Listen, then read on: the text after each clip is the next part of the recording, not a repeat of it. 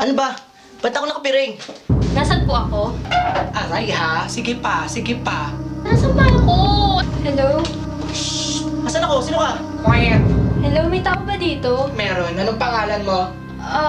Ako si Paula. Paula Porcioncula.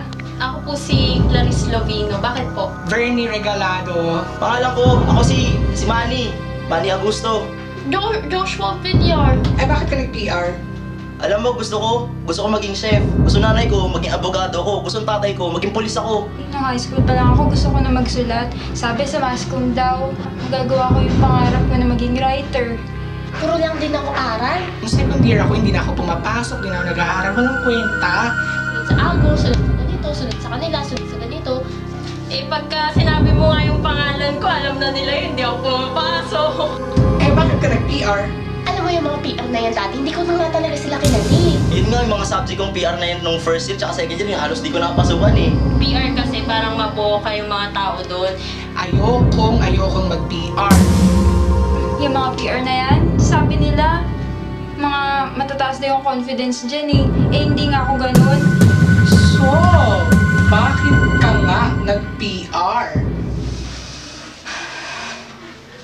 Yung challenge, Lagi na lang bang iisipin ko na hindi ko kaya maging tulad nila? Akala ko kasi yung buhay ko bilang estudyante hanggang doon na lang. Nagpunta ko ng PR para patunayan yung sarili ko.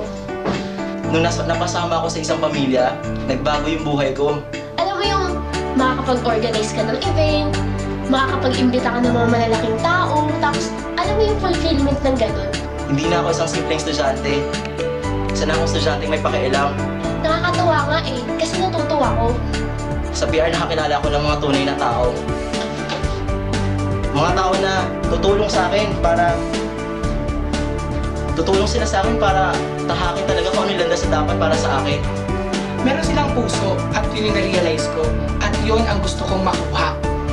Alam mo, sa totoo lang, PR ang bumago sa akin. Iba na ang Clarice Lovino ngayon. Yung mga magpupush sa'yo para maging mas better ka, di ba? Mula sa isang petics na estudyante, walang pakialam sa kinabukasan niya. Sa PR, magkakaroon ka ng disiplina. Kasi sa PR, may puso. Mas kung ka, di ba? PR ka rin ah.